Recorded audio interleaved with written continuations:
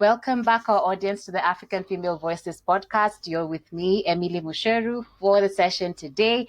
And today, I am so happy to be having Miss Judy Kihumba from Kenya, who's going to be telling us more about her work with supporting deaf mothers in Kenya to access postpartum healthcare, particularly looking towards depression and mental health. So, Judy, welcome to the African Female Voices podcast. Thank you very much. I'm so excited to be here. Thank you for hosting me. My name is Judy Kihumba. As Emily has introduced me, I am a founder of an organization called Talking Hands, Listening Eyes on Postpartum Depression. I'm also a mother. I am a sign language interpreter who has been in this field for over 10 years or close to 10 years. I'm a mother of 3. Of course, I am a wife, and I advocate for maternal and mental wellness of deaf women. How I would say about my journey to being in this world of disabilities, maybe I would start my story from high school. I went to a school for the deaf. My high school was a school for the deaf for 4 years, and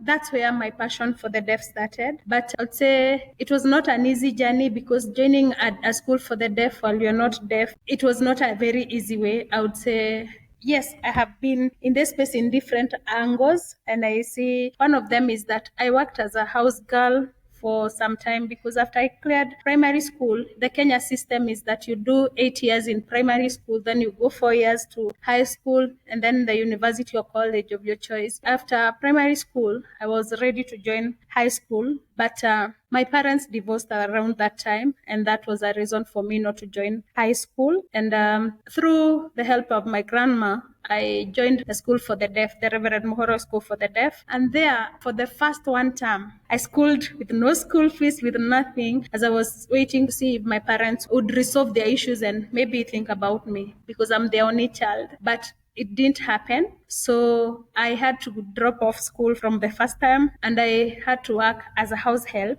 for 2 years to save for my school fees. And that's where now my passion for and my thinking about the deaf people started, because as I had joined the high school, in 1 term, I had joined a school for the deaf, and through there, I had seen them love me, show me compassion, and they were really ready to support me, despite that I didn't know their language. And through that, I thought the only school that could accommodate me after dropping school for 2 years was the school for the deaf. So that's why I went for the school. It's called Reverend Mohoro. I schooled for 4 years, and through there, I became the best in the school. I was interpreting within the school system, and I also was able to learn even the deaf culture and many other things about the deaf. So I would say that was an eye-opener, and that's where my passion for the deaf started. So after high school, I kept my friendship, went to college, did a degree in communication and PR, and of course I did sign language. And around that space, I got married. I got married about 10 years ago. And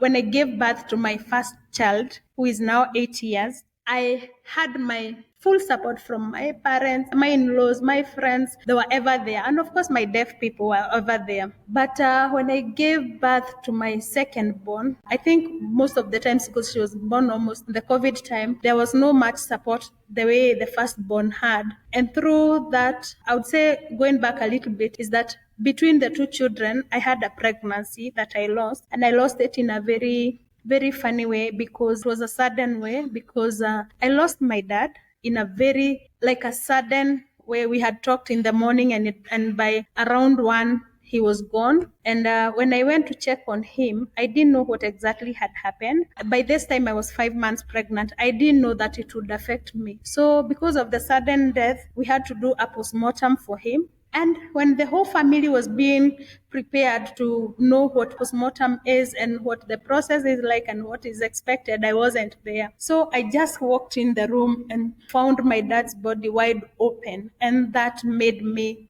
start bleeding, and that's how I lost my pregnancy. I started bleeding from there. Unconsciously, I just continued on pads and everything like life was normal. And through that, I affected my uterus, because I got an infection, which the doctor had said I would not conceive again, which was a very shocking thing because I was really looking forward to getting another baby. And through that, I didn't know that I had helped so much. I had been the firstborn. I was the one supporting, doing most of the things with the arrangements for the funeral and all that. So I had no time for myself. And through this, now my deaf friends would come to console me. They were consoling me for the death of my father, but they didn't know what I was going through. I told a few who said, it's okay, it's normal. You'll get another baby and life moves on. Then I asked them, how many do you know have lost babies? And almost the 7 of them at that particular moment who had come to see me, 5 of them had lost early pregnancies. Some would say I went to the hospital and the doctor didn't test me. I was given medication and I lost the pregnancies. So I felt this is a space that the deaf people are not thought about. And to them, the consolation they have is like, even if I lose it, I will get another one. So there is no healing. They heal as they move on, which to me was an issue that needs to be addressed. And with time, I got another pregnancy. But all this time, even as I was going through the pregnancy journey, loss and the loss of my dad, I had a very close friend who was a mother figure to me and my husband. Actually, she was even my colleague. And at that point, she was diagnosed with cancer. And I was fully supporting her. I was 100% with her. And around that time, I felt pregnant again. Actually, she's the one who told me, I know you're pregnant. I was like, I can't be pregnant because the doctor said with the infection on my uterus, I couldn't carry another pregnancy. So we continued. With time, she passed on. Again, I forgot my body. I forgot myself. I carried her pain. I kept it in my heart. So with all this time, and I was not going through therapy, I was not being taken care of mentally, it became an issue for me, which I didn't know that I was holding on. So when I gave birth to my beautiful girl, that's when hell broke loose. I didn't know about postpartum depression. As much as I was educated, I had a firstborn baby. No one had ever told me about postpartum depression. But this is the time now I started knowing about postpartum depression, and I went to the hospital. And it was after some time because my husband kept saying, you can't continue like this. Because there were days I hold on the baby the whole day and I will not shower, I will not eat, I will not do anything. There are days that I'll be crying the whole day. All this was making life very unbearable. And so my husband we need to look for medication. All this because I was not sleep. I had a very bad headache, which made the doctor now start diagnosing, and they realized that I was going through postpartum depression. Now again, back to my deaf friends who were ever there with me. That's when I started asking them whether they know about postpartum depression or anything to do with when a mother gives birth. Some said yes, they have gone through it. Majority of them, especially because their family members don't know what they need. Their family members don't know sign language. Their family members think they are just ignoring their babies. But the real truth is that they go through it. And that's how I started healing with them. This was COVID time. I decided any deaf mother who will need my support, any deaf mother who will give birth, I will ever be there, especially that time because COVID had made the whole country come to a lockdown. So there was no much support. And I talked to hospitals, I wrote on my socials, if any deaf person gives birth, I am there, I will be there to support them. That's how I met one girl who had given birth. She was a total orphan. And then her being a total orphan, she had gotten the baby out of rape. So she didn't want the baby. And when she told her friends, the friends advised her, you can take, every day you take strong conch tea leaves, and through that, you lose the pregnancy. And so when she got into labor, she didn't know she was going to give birth. She went to the hospital for the pregnancy to come out. Little did she know that she was giving birth. So when she went to the hospital, one of the hospitals called me that they had her. So I had to pick my baby's clothes, went to the hospital, gave her the clothes, took her in, and we started the journey.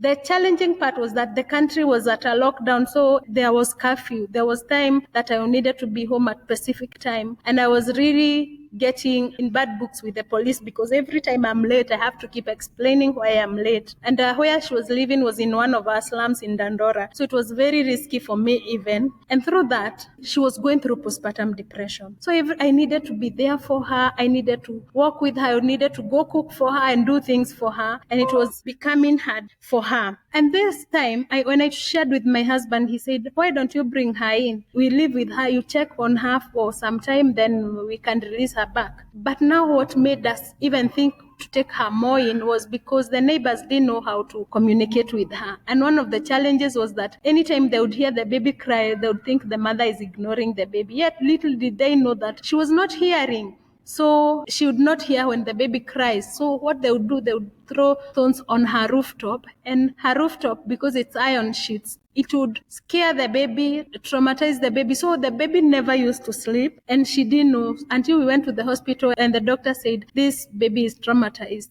And it happened one time when I was there. I was bathing the baby and the baby started crying. The same neighbors threw the stones. Then that's when I realized this is what the baby has been going through. From that time, we took her in to my house. And who we live with now, the baby is almost 4 years. And through that, I realized there are so many other deaf people who need support, especially on maternal mental health. But nobody is there. First, because of stigma of the society. Number two, nobody knows what they are going through because of communication barriers. Number three, even when people know what they are going through, they think the deaf are just hard people. So through that, that's how Talking Hands, Listening Eyes was born. We started working with many other deaf mothers, bringing them together for psychosocial support. And we have been working the journey together, creating communities within the deaf and telling them maternal health care is good for them. And mostly postpartum depression, they need to check on themselves. And even anytime they need somebody to talk to, even on video call, I'm always there. So the Talking Hands, Listening Eyes was born also to empower deaf mothers and to create a bridge between the deaf world and the hearing world, and more so in the medical field, because that's where life can be lost. That's where many challenges, once it's misdiagnosed, it can bring other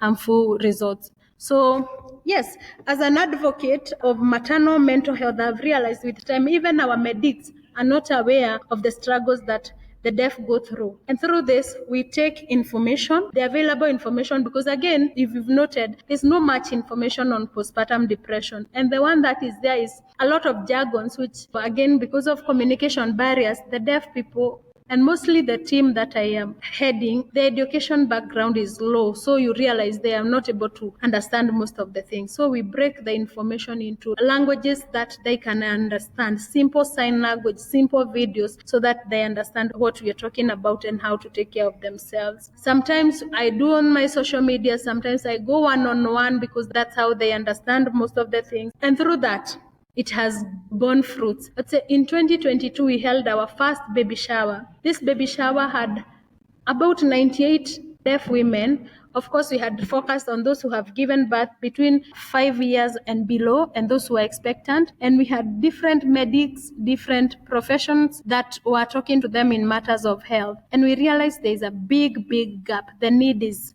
huge. I have seen when the deaf mothers are going to the hospital to give birth, when the doctor wants to communicate to them and tell them maybe push or stop, or even telling them what to do. Because of the communication barriers, again, they're not able to. If a deaf mom closes their eyes when they're giving birth, that's the end of communication between them and the medics. So we have come up even with a solution, with an intervention, a digital intervention, which I know will be launching soon. And through this, it has made me see the need to advocate more, to create awareness more on maternal mental health, and even to raise the alarm that the deaf people needs to be remembered like any other mother. The same way, if the hearing mothers are going through struggles, you can imagine how the deaf are struggling. That's why we advocate for maternal mental health. And we not only advocate for maternal mental health alone, we empower them, we listen to them, because some of the issues they are going through, some are HIV positive, some have chronic diseases, but they have nobody to check on them or to tell them it is well, it's gonna be well, or even giving them a word of hope. So that's what Talking Hands, Listening Eyes is all about. Also, I would say we also support them in their parenting journey. And this is because most of the times the things that they want done or their children need, they're not able to understand. So we are there to just more of bridging the information gap. I would say also the challenges of deaf mothers again comes from, apart from communication, their low education, the society stigma, because when the society sees a deaf person, they don't see them as human beings. I would say that, sorry to use that word. They see the deafness in them. Somebody will see a deaf mom pregnant and they'll be wondering, oh, these people know how to do sex. These people know how to can take care of their babies. Yet they are human beings. The only difference is that they can't hear. So there is that stigma. There's also stigma from their own members who don't understand them. And most of the times, the deaf people are never talked to. You can imagine in a family of 5 or in a family of 4, and they have one deaf person. When the family is having an issue, let's say there is death in the family, who talks to the deaf person? No one, because everybody coming to console this family. They come to console the hearing because they're the people they can understand the same language. And through that, we realize that there is a huge gap, and this gap needs to be addressed. So that's why we are here creating the safe space for the deaf mothers. And also there is also a lot of GBV, gender-based violence, which we are trying to create awareness, of course, even with the sexual harassment around, because even the men out there will think these people can't report. So again, they have taken advantage of. Most of the women I am working with are single moms who has been taken advantage of by men who are capable of supporting them, but instead of supporting them, what do? They think they're just deaf. So there's so many challenges within the deaf people. I would say about my recognition as I serve the deaf people, I would say I was just doing my work, literally doing my work, serving the community, serving the deaf people, serving the church where I serve, and literally being there for the deaf. And I was recognized by BBC as one of the most inspiring women in the world, among the top 100 women. And this achievement meant so much to me. First, from my background, I have overcome so much to get to where I am. I have overcome the glass ceiling to achieve what many would have wanted to achieve what women who have education would have wanted to have achieved. Knowing that I stopped schooling for 2 whole good years, seeing myself having worked as a house girl to get school fees, and now here I am being recognized by the world, it meant so much to me. It meant so much to me, and I would say to my children, because I have 2 beautiful girls who are very aggressive and who are very supportive to me, and of course their father. Seeing that our mom's work is recognized is a great thing, and even to inspire them. In my house, because of that deaf girl we took in, everybody speaks sign language, including my now 4-year-old girl. Everyone is signing. So it is an encouragement for me. It's more of an encouragement not to sleep, but to wake up and work more and to serve the deaf more, because I know that there is a reward. Because I was doing my work, I was literally doing my work, then it tells me there's somebody who can see what I'm doing, and that's full encouragement. This recognition has also impacted my work. It has opened doors for me. When I go to advocate for the deaf women, and my voice is heard because somebody knows who I am and what I am doing. We are training the medics on sign language, which we have not started. It's the program that we are to do next. And when we were planning even on how to do this training, and them seeing my profile and knowing who I am, they take it more seriously than maybe the way they would have taken it. And even in the digital, in the innovation space, it is also another plus for us. So I would say the recognition has done so much for me. It has opened doors for me. I would say that one of the most challenges the deaf moms go through, and what I have seen in my passion for inclusion for deaf nursing mothers, first, as I look through, I am seeing that the society needs more awareness. The country, the government, the policy makers needs to be more alert that we are not only having hearing people, we also have deaf people, deaf women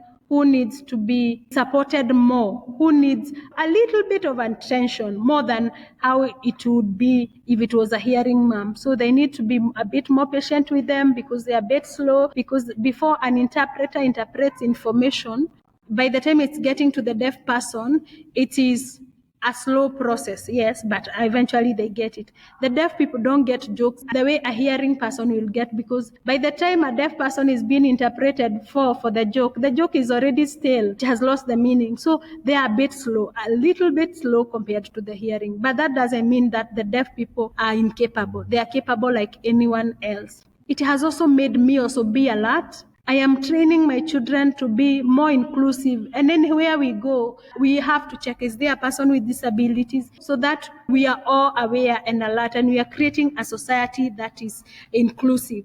I would say this year we have had major activities. On 30th of March, we had a very big baby shower again, which we dubbed baby shower, but it's more of a medical camp. We had 20 pregnant deaf mothers and over 100 mothers who came from the medical camp and for the learning, for the training, which makes me see the need of having many more of this kind. Of course, one of the struggles is the financial support, because sometimes we are doing it from our pocket. Sometimes it's not sustainable, but we are doing what we can to help these mothers. 3rd of May is International Maternal Mental Health Day, and we had a summit for this, not only for the deaf alone. We wanted to hear voices for other women with disabilities. So we had over 100, again, different disabilities. Women came together to discuss about the challenges and the gaps that are there in managing the maternal mental health. And there is a lot, not only for the deaf, there is a lot. And this one, we look forward to raising it higher. And maybe next year it will be bigger, but we are hopeful and praying that it works well. So my creating awareness, my advocacy goes beyond just the deaf people. It goes beyond the 47 counties. It goes beyond Kenya for me, because it is something that is not really addressed. Also, about what my future aspirations are. First is to see a world where the deaf women are recognized. It's also to see, and especially in Kenya, to set a facility that purely recognizes women with disabilities, that recognizes that maternal mental health is a challenge. And if it's a challenge to the able-bodied, it is also a challenge to the women with disabilities, so that we're able to walk the journey together. We're able to create safe spaces for them. We're able to have spaces where they can be recognized, where they can speak out, where they can raise their voices and be heard. I am looking forward to creating a call center for the deaf, which should happen this year through support from my partners, people who have seen what I'm doing and they're ready to sponsor us, and even to launch our first intervention solution. It's a baby monitor that alerts deaf mothers when their babies are crying, so that we are able to fight the postpartum depression stigma. Wow, I am lost for words, because that is quite a journey. And I thank you very much for being so vulnerable with us and being very open with us to tell us from your personal side where your journey started with mental issues to now where you are right now, supporting more women in your communities, particularly the deaf mothers, to be able to comprehend and handle life as it should. Now, noting that since we're in the month of mental health awareness, there are a couple of key markers that you mentioned, and I saw that they were all mental health issues, and I can't help but wonder, how did you navigate through it? And would you say that in a way equipped you to be able to understand the trials and the challenges that the women, the deaf mothers, are particularly going through? You mentioned dealing with grief. There was also, when you were younger, dealing with the fact that your parents had separated. Then now, as we dealing with the grief of your father later on, and then now we have dealing with the loss of your child, and then all these cascading to who you are right now. I can sense from how you've narrated it, you've in a way come to terms with it, noting that you've interacted with some of these deaf mothers, and you say that for them, they consider it as a normal part of life, like loss is a normal part of life. Would you say that the healthcare system is doing enough, or as a society, we're doing enough to be able to really support them mentally in terms of legislation and also in terms of initiatives and other interventions? And are there any gaps that the rest of the community, ordinary citizens, can come in and try and step in to improve it if it needs further improvement?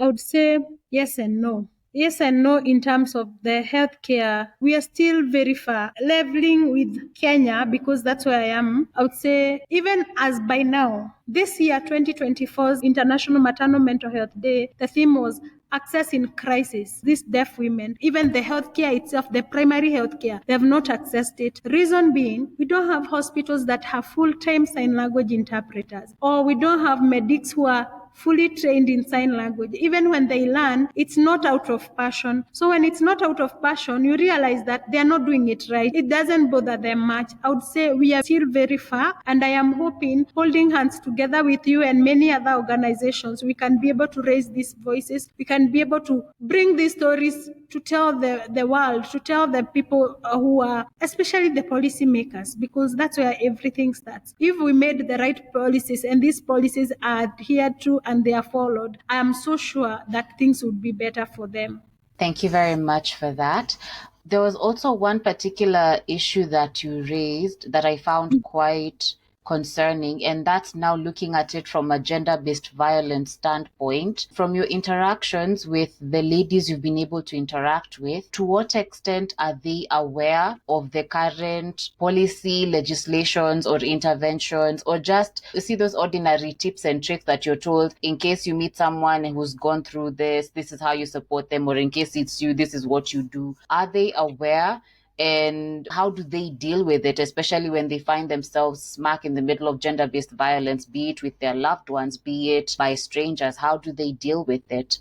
It is a challenge, and I will give you an example. First, even the reporting process, even when they know what has been done to me is wrong, because of communication barriers, they are not able to report accurately. I'll give you an example. There's one deaf lady, she's a young girl, actually she's a teen mom that I've been supporting. I met her through the hospital. I was called, she's in hospital, she's giving birth, and from the doctor's check, she needs a sign language interpreter, and of course they called me. So when I went to her, she told me that she was raped, and she was gang raped by 4 guys. The challenging part was because she lives again in the slums in Kibera. There, the way the community is, they have like the community mobilizers, the community chief whips within. And she went to report, she told one of them who thought knew sign language. So they went to the police station, but before they got to the police station, the crowd, the mob had already heard about the news. And they thought because this girl is the father, the stepfather,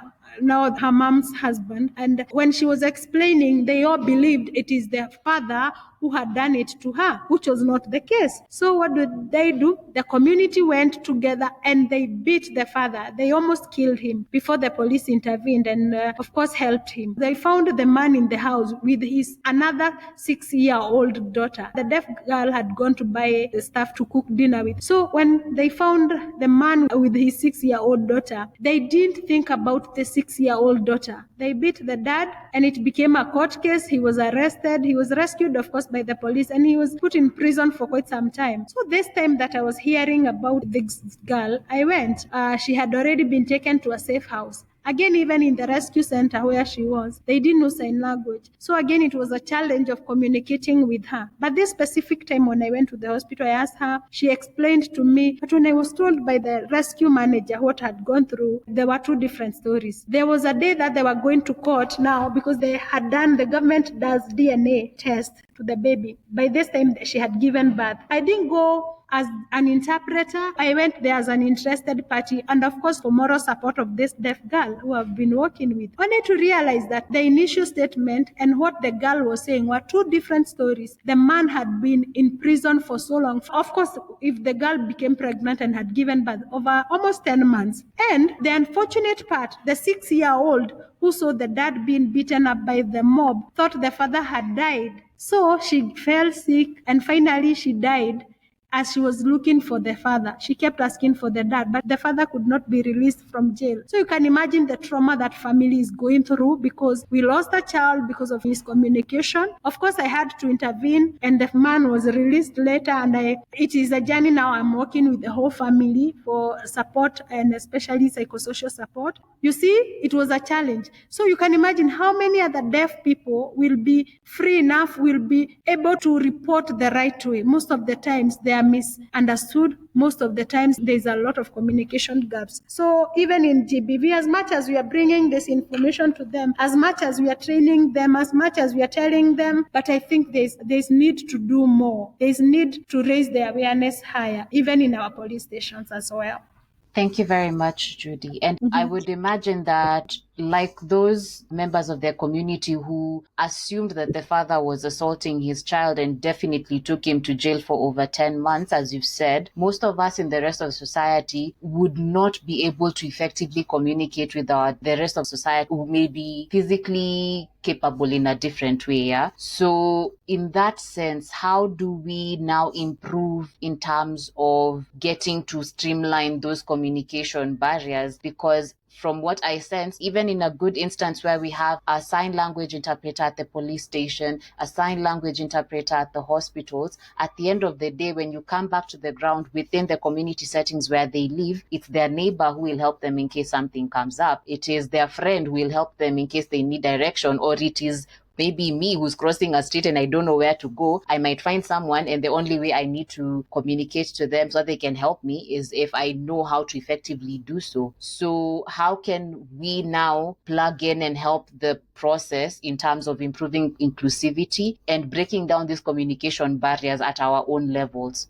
It starts from maybe from our schools, from the policymakers, as we communicate from the kindergarten. I've just told you my 4-year-old who started learning sign language from when she started speaking. Her first language is sign language before even getting my mother tongue. She doesn't know my mother tongue, but she knows the sign language. If we advocated that from our very basic institutions, we have sign language. As much as in Kenya, it's a national language, yes, but still there's a lot of effort that needs to be done. If we advocated that in every sector, people learn sign language, even if not fully, but to communicate the basics, it is possible. It's possible to achieve the support the deaf need if everyone took a part. And again, I would say that the deaf people, majority of them, I would say, know how to write. They know how to read. The only thing, especially in Kenya, they may not read Swahili because they don't do it in school. But in English, they will write down. They will say what they want. They will write down, and anybody can read what they are writing. So we can create that rapport. And one thing I have noted, majority of them will work either with their phones or with a notebook, and they will write down to you, even if it's on the text message. Then you'll be able to understand what kind of help they are looking for.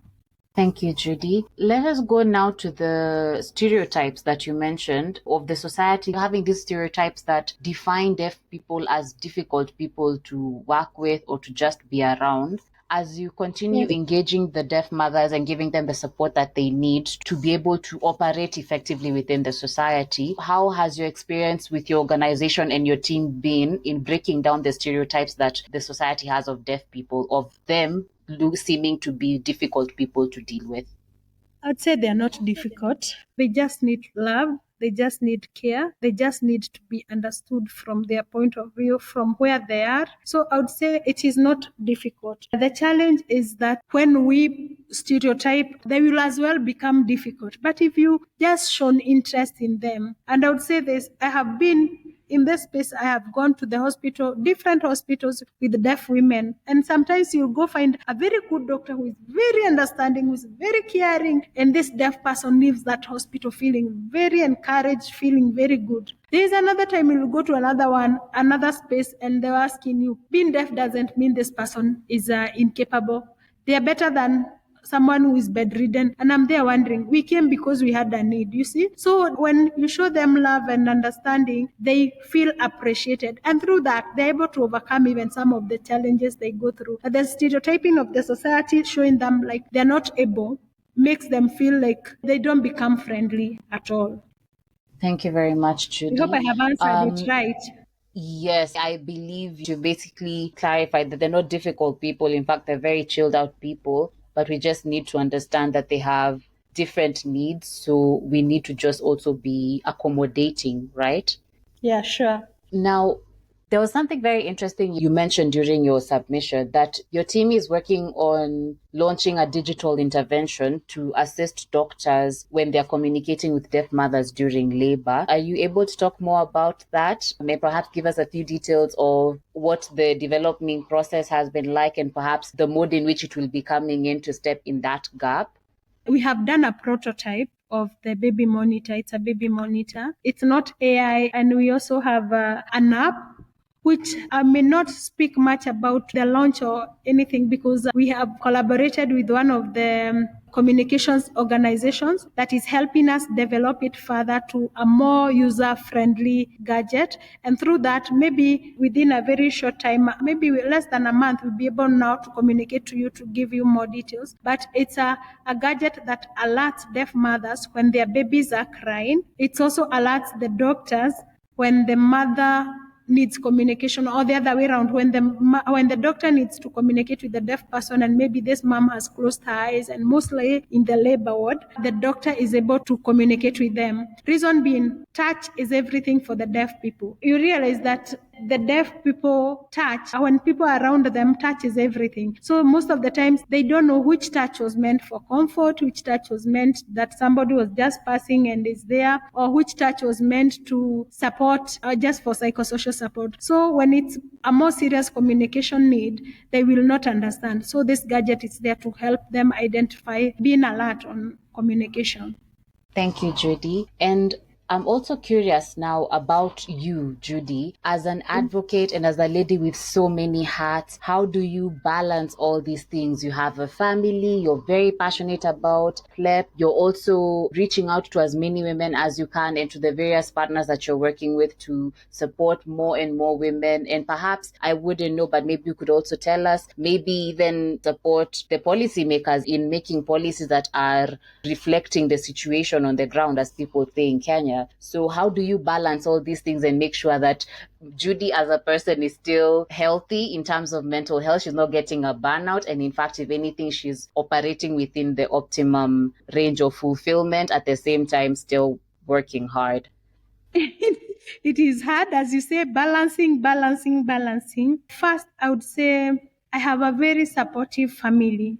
My husband and my children are very, very supportive. So that is one thing that sometimes I may not be hands-on on everything, especially at home. And he will be able to know this time she's doing this, so he will be stepping in for the kids. Or even when he's not there, he's checking on me because he's also equally a busy man. First, I have a program that I have set. I know what I need to do, what time and with who and how for the day. And that has helped me, one. Number two, I have very good friends. And one of them is a 70+ old lady who is ever there checking on me. Sometimes she'll call me and ask me, how is your afternoon, or how is your morning? You had promised to do this. Have you done it? How far are you? And through this, it has helped me to keep me on check and balance. And the other thing is even to have a me time. There are times I have my me time. I do my self-care. I will go for therapy. I have therapy sessions as well, so that I'm able to keep up the balance. Otherwise, it's very easy to lose and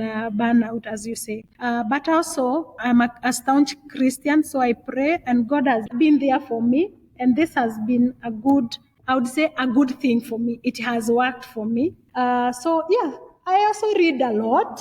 I listen a lot to podcasts and many other support things. So through this, it has been of great help. That is very interesting. It's really nice to see that there's so much more to Judy other than probably what we may be reading in the interviews with BBC, with all these places that you've been featured. If you don't mind my asking, what is your favorite genre when it comes to podcasting? Do you have a favorite go-to, or you're just very versatile? I'm versatile. I just listen to anything that is uplifting. Of course, sometimes I look at the topics. I think this is good for me. I'll listen. That's great. Now, Judy, at this point, we have a situation where the continent is saying over 70% of the total population you have right now is young people, right? There could be this young person who is seeing there's something going on in the society and they want to do something about it, perhaps in their community, but they don't know where to start. What advice would you give that young person who's there? To start from where they are. And I would say this with all confidence, that when I thought about the deaf people, the deaf women, and the postpartum depression, I didn't know where to start. As much as I knew what to do, I started with that one deaf lady whom I brought in. And through her, I started reaching out to many deaf people. How? Through my social networks, through social media. And with time, I realized by 2021, it was a big movement. By then, I realized for me to be heard, I need to be structured. That's when we registered, and here we are. So I would tell them not to shy off. First, not to shy off. I would encourage them and affirm them for even the thought itself. But when you have a thought, you don't sleep on it. Look for people who are like-minded, who can support you. And I tell people, I am an open book. Anytime, if anyone feels they would want to reach to me and want to get help in terms of Where do I start? Whether you're in Kenya, whether you're in Africa, wherever you may be, because all of us have solutions to some challenges or issues that we are seeing are not being done right, but most people shy off because of fear, overcoming fear. I would say the first thing you need is to step up and avoid the fear. Step up and do that which you feel you need to do. Even if it's bringing 5 people together, those whom you feel you need to address. With time, mostly through referrals. The deaf women I have worked with, over 100, it's not because I knew them. Some of them are very new. Every month we usually have our psychosocial support. I always have new moms within the psychosocial meeting. Why? Because they have been referred to others. If you need any health care support, Judy. So that's how they know each other. Some I don't know them. They know me, but I don't know them. So I'll tell them just that.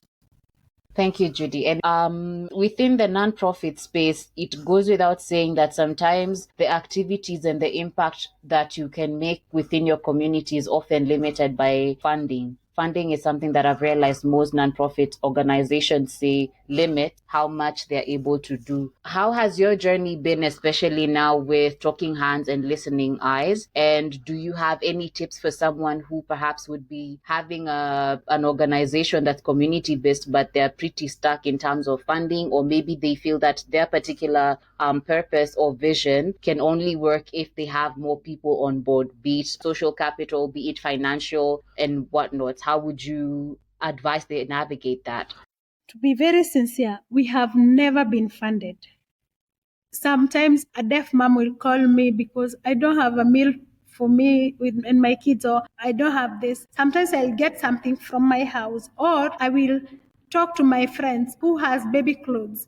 I have a deaf mom who needs baby clothes, who have toys. I need toys, who have this. So it's building networks. Yes, I am as well looking for funding because there's so much that we need to do, especially in this space of maternal mental health, and we are limited. Our hands are held because of lack of funding. We have not thrived as we would have wanted by this time because of funding. Even those medical camps that we usually hold, I will go to a hospital. There's one hospital that has partnered with us. Any medical support that we need in terms of medical camp, they are there. They give us space. They give us the professionals. And through that, we have been able to do what we are doing. When I need any consultation, I'll call the doctor free of charge, and they will advise me, go to this or come here, like that. So I would say, don't get limited because of funding. Look for the right network. Because to be sincere, if I kept quiet, Emily would not have known me. If I said I will wait until I get funding so that I can stand up, I would not have gotten the solutions I have gotten for the deaf. So I would say that, look for the right network, and then money follows you. Funding follows you. The donors locate you. I'm sure after this, I may get a donor who may say, I want to support training of sign language to the medics, because we look forward to training these medics, but we don't have that money right now. That is what is holding us back. But if we had it, we would have started like yesterday. So we are only laying out the structure. By the time we get funding, we are ready to hit the ground running. So those are some of the challenges I would say we are going through. The best thing is to stand up, because I can never help you unless I know what you are doing. I can never give you food unless I know you are hungry. How will I know you are hungry? Because you've spoken up. Powerful punchline right there. How will I ever know you're hungry unless you've spoken up? That's a good one. On now content producers like us, yeah, because inclusivity is something that I find to be very important, because some of the things we talk about like now are pertinent information that is important for everyone wherever they are, and it could actually help save a life. So for us who are in the media space, would you say we are doing enough? How would you assess like our inclusivity in terms of making sure that people are well catered to, regardless of their various capabilities? And do we need to do more?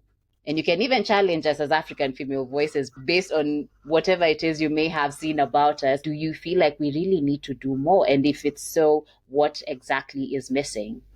I would say there is hope.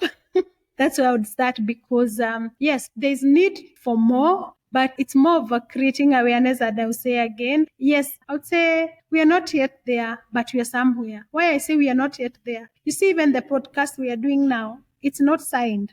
So how will a deaf person hear what we are saying? Because it's audio. So there are a few here and there that will not get it right. But if I am with a deaf person here, I'll hear and explain to them. So also, we will not say that we are closing our eyes or we are not doing anything because we have to record in sign language and all that. But it's creating an awareness and maybe even having captions and in different ways. I would say the media is somewhere because it's really talking about inclusion in different ways. That's how BBC found me, because they were looking for an inclusion person.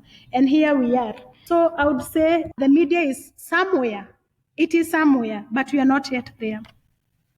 Thank you very much, Judy. With regards to closing the gap, in case there are any of our listeners who feel that perhaps I want to take a bit more training in terms of sign language interpretation and all that, as your organization, Talking Hands and Listening Eyes, I'm very curious, do you have any program particularly maybe for people who just want to start off with the very basic, saying hi, saying bye and all those, just an entry level kind of program for people who want to get into sign language? Is it something you're thinking about, or is it something that for now you're particularly focusing on deaf mothers and perhaps they can explore other institutions to get that kind of support?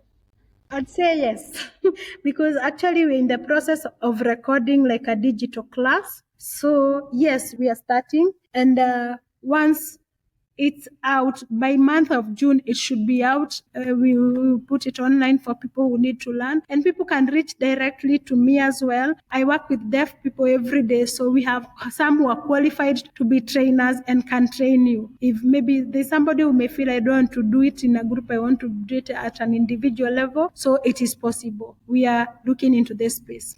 That is great news. Thank you very much, Judy, for your time. And as we close off, would you happen to have any parting shot that you would like to leave our audio listeners with?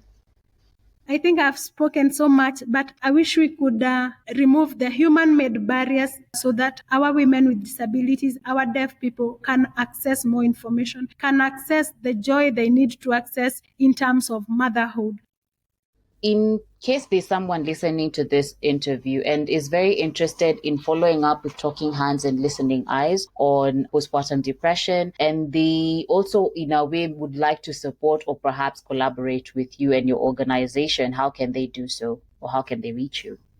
Let me first say the social media. We are in LinkedIn, we are in Instagram, Facebook, Twitter, or Talking Hands Listening Eyes. Instagram, it's FLEP. The short form of Talking Hands is FLEP ORG. So it's THLEP-ORG.